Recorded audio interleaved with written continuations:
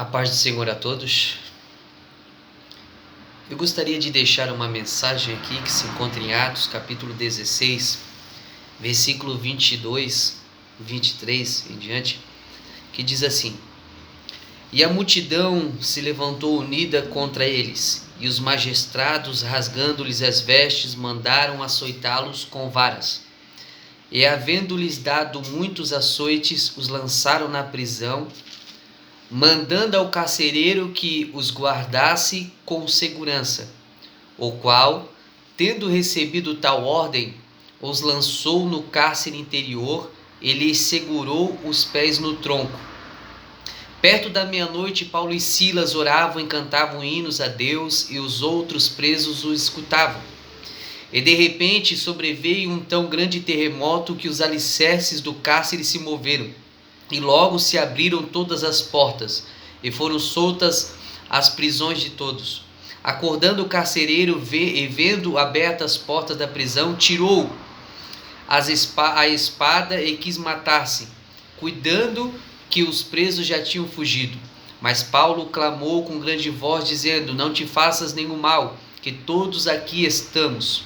E pedindo luz, saltou dentro e, todo tremo, se prostou ante Paulo e Silas, e tirando-os para fora, disse: Senhores, que é necessário que eu faça para me salvar? E eles disseram: Crê no Senhor Jesus Cristo e serás salvo tu e a tua casa. E lhe pregaram a palavra do Senhor e a todos os que estavam em sua casa. E tomando-os ele consigo naquela mesma hora da noite, lavou-lhes os vergões, quer dizer, as feridas, e logo foi batizado, ele e todos os seus.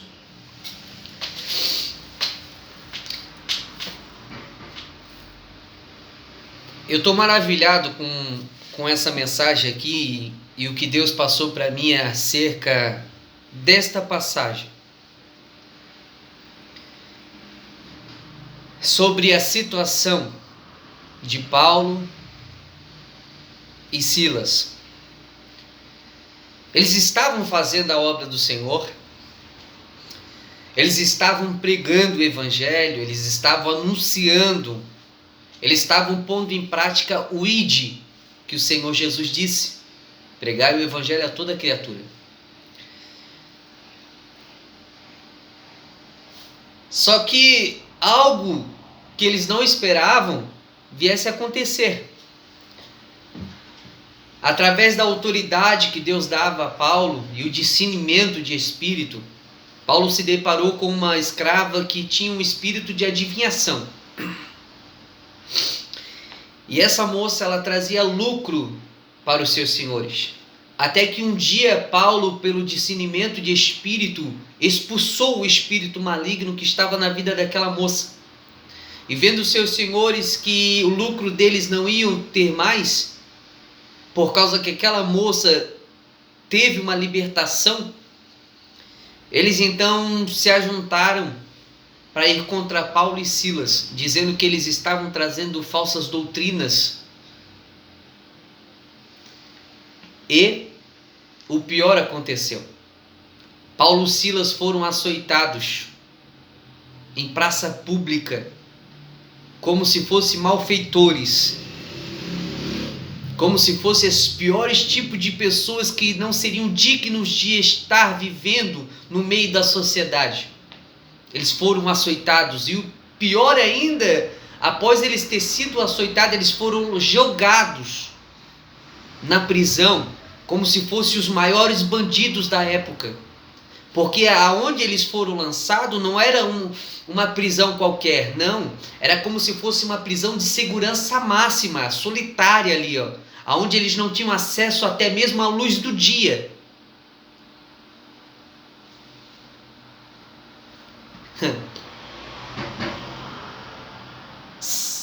Mas sabe por quê? E eu me maravilho em servir esse Deus. Para analisar se Paulo e Silas fossem como muitos crentes, eu não digo cristão, eu digo crentes. Para analisar se Paulo e Silas fossem como muitos crentes por aí, que por qualquer tipo de situação que passa na sua vida, ele começa a murmurar, ou até mesmo chega ao ponto de virar as costas para Deus, por causa da situação. Porque Paulo e Silas, eles estavam fazendo a vontade do Senhor, eles estavam fazendo a obra de Deus. Mas eles foram pegos de surpresa por essa situação. Mas mesmo assim, eles ter tido açoitados, ter sido jogado no cárcere interno, a qual nem a luz do dia eles podiam ver, como se fosse um sistema de segurança máxima.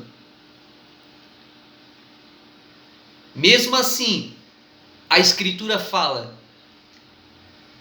que eles estavam louvando e orando a Deus.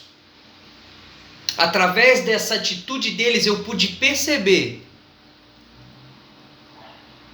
que em tudo eles davam graça, até mesmo nos momentos de tribulações, até mesmo no momento de perseguições, até mesmo nos momentos difíceis, eles davam graças ao Senhor. Eles aceitavam a situação na questão de uma plena consciência que Deus está no controle de tudo.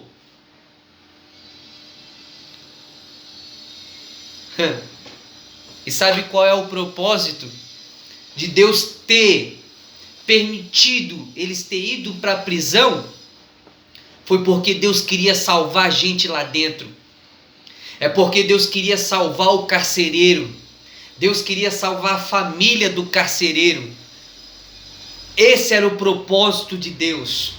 Foi por isso que Deus permitiu que Paulo e Silas fossem açoitados. Foi por isso que Deus permitiu que Paulo e Silas fossem presos. Porque Deus queria salvar o carcereiro, Deus queria salvar a família do carcereiro. Então vamos aceitar a vontade de Deus na nossa vida, ainda que mesmo Deus permita certas situações virem sobre a nossa vida, vamos aceitar por propósitos. Talvez Deus, no meio dessa situação que você se encontra, Deus quer salvar pessoas através da sua vida. Então vamos parar de ser crentes Nutelas, que não aceita aprovação, que não aceita nada. Vamos começar a aceitar como Paulo e Silas aceitou. E puderam dizer que Deus está no controle, através da oração e louvor que eles estavam fazendo dentro do cárcere. Eles estavam querendo dizer isso, que Deus está no controle de tudo. Eles tinham a plena convicção que se Deus permitiu aquilo dali é porque Deus tinha propósito. Então, se Deus permite nós passar por certas situações difíceis nessa vida, é porque Ele tem propósito a realizar, e esse propósito é de salvação.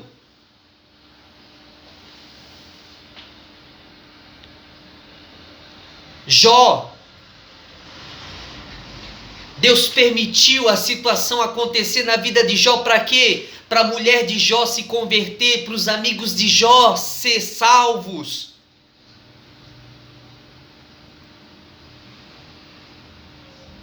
Deus Pai permitiu o seu Filho Jesus ver esse mundo para ser açoitado, para ser levado ao monte do Gólgota, ser crucificado lá, para quê? Para nós sermos salvos. E Jesus murmurou, e Jesus deixou de aceitar? Não, ele fez ao contrário, ele aceitou a vontade do Pai na sua vida. A partir do momento que um homem, uma mulher, ele é escolhido por Deus, entenda, nós vamos vir como instrumento, como testemunhas para ganhar almas para o Senhor. Então vamos aceitar a vontade de Deus na nossa vida. Em nome de Jesus eu deixo essa palavra